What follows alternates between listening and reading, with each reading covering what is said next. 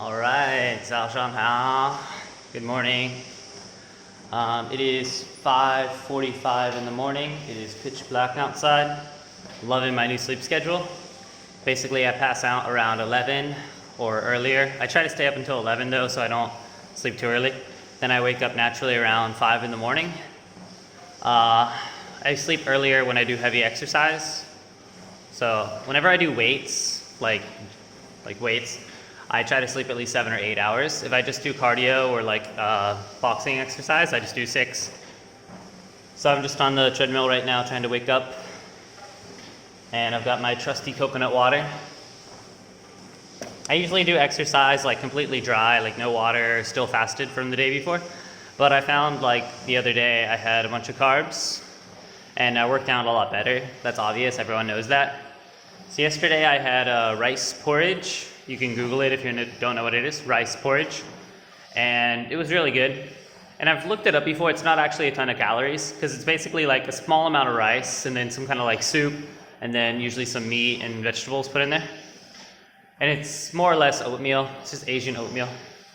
And I had a bunch of dumplings, which is not good for me, because dumplings don't fill me up. But basically I was just on the food app and they looked really delicious, so I went for it. But I'm probably not going to eat them for a long while now. I'm just doing a slow 2.4 kilometers per hour and always uphill. If I do the treadmill flat, it's actually kind of painful. I don't like it, because I assume the earth is just naturally up or down all the time. Nothing on earth is too flat. So I just like the treadmill to, kind of mimic that. Whew. So yeah, yesterday I did chest and legs, and I had some fried chicken from McDonald's, which is much better than KFC. I'm not sure about Popeyes and all those other American brands. I've never had it. There's that Christian brand that is not open on Sunday. I forget the name of it. I hear that is good as well. So regarding the movie, I was kind of worried the other day. I was okay, the casting director hasn't sent me any information, and I'm one of those people, I naturally want to know everything and I worry a bit about details. So I was hey, if you expect me to get on an airplane during a pandemic, not that I'm afraid of COVID, I'm just afraid of getting screwed by the rules. So it's hey, if you expect me to travel during a pandemic, you need to give me some more information, please. And she's sorry, I've been on set in the cave, so there's no Wi-Fi or 4G, which is kind of funny. So what I assume it's going to be, we wake up, there's a nice hotel that everyone will be at, and the cave is about an hour and a half. It's right up on the Laos border with Thai-Lao border, and I think it's called, I'm just going to spell it, Tham, Tom, then Luang cave, Tham Luang. So you can Google that. It's really cool looking, and I'm excited to go. But again, it is rainy season, so maybe that cave will fill up again and there will be a rescue operation to save the people making a movie about the operation. That'd be very meta. Maybe I'll be in that movie as well. So another detail the casting director told me is there will be shooting basically next week, and then another one on the 30th of September. And I was what do you mean? Oh my gosh, more shooting? And I was worrying or just wanting to know more information. But again, she answered my question, so I feel better about it. I just need to get a COVID test before I fly, which the hospital doesn't do on the weekends, and I fly on Monday. So a COVID test has to be within 70 hours. So my test is going to be 70 hours, but I think it should be okay. We'll see. I know Asia's usually kind of lenient about that stuff, but when they're not, it sucks. And yeah, I found a Muay Thai gym that is in that new city, Chiang Rai, Chiang Rai, Chiang Rai. So I might end up doing some Muay Thai while I'm there, because I assume it's a really small town, boring. Because I like Phuket, where I'm at now, because there's a beach, and it's I'd call it a proper city. But yeah, I might just end up working a lot and doing Muay Thai and just practicing that. Yeah, I'm really not interested in drinking while I'm exercising. I'm not a fan of that, but I brought it just in case. I used to be one of those guys that would bring like a gallon, 4 liter milk jug to the gym, and I would drink the entire thing, which I think it's good because it helps you sweat more, and it probably helps your body work out harder. I just don't work out that hard nowadays, so I just don't feel the need. Yeah, I love sweating. Nothing else to really say. I'm just excited about the movie. And after that, I really do want to go to Egypt. I'm still checking the requirements for that. It should be really easy. I want to do a full month there because it's super cheap. I mean, if you spend money on the ticket to get there, you might as well stay there as long as you can. So I want to do like a week in Cairo, but that might be too long. And a proper 3 days in Giza. Giza is where the pyramids are. And like you can do Giza from Cairo, like really easy. It's just like 20 minutes. But I just want to like really suck in the pyramid atmosphere. I want to like chill up on the roof. Like most of the cheaper hotels have a rooftop balcony that's just facing right at the pyramids. I just want to get like days of watching the sunset on the pyramids. I want to like just stare at it all day basically. I want to go to it a lot. So I mean, one day is not really enough to cement it in my memory that well. So I want to just be there multiple days. And as far as Cairo, I just love the feel of that city. Like, you know, I've been around and I feel like it's the only place that is unique. Like they've got their own fast food brands, like Kosheri Tahir. Kosheri is good. It's basically like Arab pasta. And it's cool because it was like the thing that the people that built the pyramids ate. And it just feels like super traditional. And it's so carb heavy. So if you're building the pyramids, you definitely need those carbs. But now I love Egypt because I was talking about it a lot yesterday. You'll just like see a donkey, like, you know, in a modern city of Cairo, you'll just see a donkey pulling a cart full of watermelons. And it's just such a cool thing. And the guy leading the donkey is wearing like traditional Arab robes. And he's just, you know, real. I don't know. So yeah, you'll see that.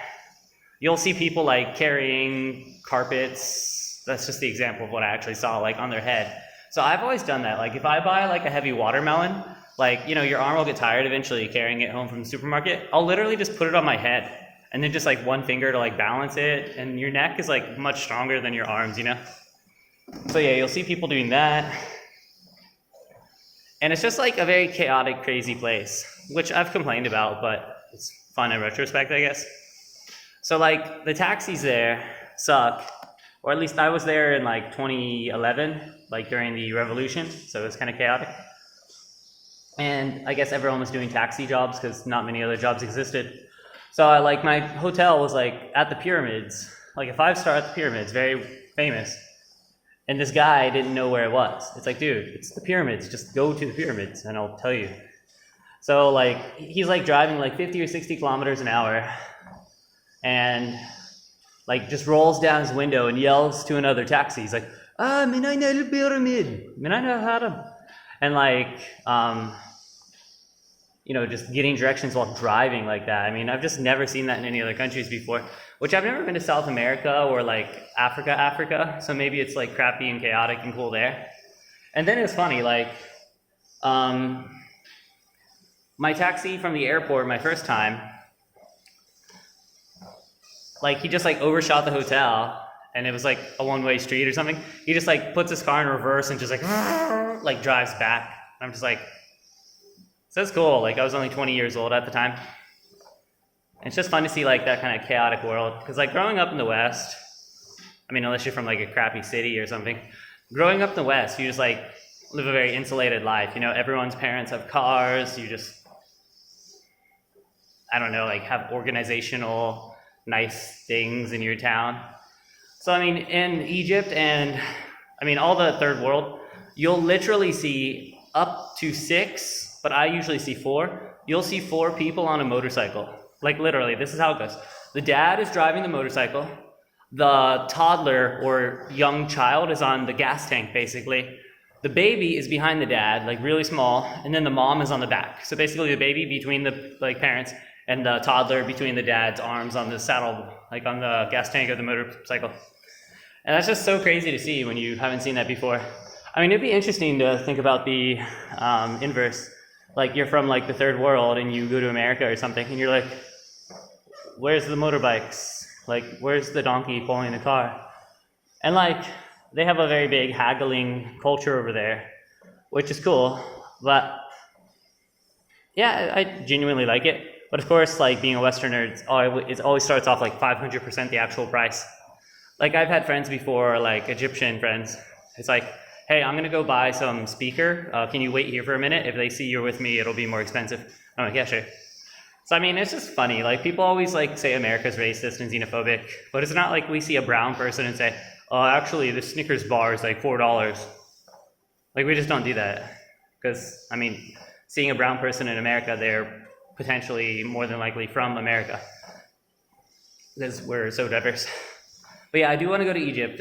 7 days in Cairo, 3 days in Giza, which I could probably have each of those and still have a nice time. Then I want to do Sharm el-Sheikh, Sharmalsheikh. And that's a cool resort on the Red Sea, which I've been reading it's actually too touristy, so I may not enjoy it, but the diving is really good. And there's this place called Dahab, D-A-H-A-B, which is like an hour from Sharm el-Sheikh, which is like a small town, more rustic. And the diving is world class there as well. They've got something called the Blue Hole. It's called the diver's graveyard, because people are idiots. So basically, it goes down 100 meters, which is like crazy far for diving. Like the furthest most divers I've met have gone is like 40 max, and I don't think they're allowed to go that deep. 40 is like 120 feet. I've gone 30, which is basically 100 feet. But yeah, the Blue Hole goes down 100, which is 300 feet. And it's kind of interesting what happens. So once you're below 20 or 25 meters, you kind of just get like loopy and drunk, like you're just not smart. And you just act idiotic in the water, at least me. So once these people get down 30 meters in the Blue Hole, they'll still see the bottom because the water is ridiculously clear. And they'll think, I can make it, it's not that deep. And they just keep going down and down and down until they get more drunk and more high on the nitrogen of the scuba. And they just end up drowning. But people always say like, oh, you get confused in the water, you don't know which way's up. It's like, dude, blow out, bubbles. The bubbles go that way, you go that way. I mean, it's not that hard. I've been like really confused and drunk in the water before. Drunk meaning from the like gas. And you always know what way's up. I think that's just something divers say to sound cool. Like, oh, you don't know which way's up. It's like, I do. So anyways, that diving there would be awesome as well. I just always have to make sure the Wi-Fi is good. So I just like find hotels and message them and then read a lot of reviews, type in the word Wi-Fi to make sure that it's good. So it's kind of annoying having to have good Wi-Fi everywhere because it limits where you can go, but I need it for working right now. All right, so I've been on the treadmill just 15 minutes. Will I do weights afterwards? I did chest and legs yesterday, which means I need to do arms and back today, which is my least favorite day. I don't know, I'll see what happens. I'm going to end the video right now, and if you're listening, I don't know why you are, but anyways, peace, bye-bye.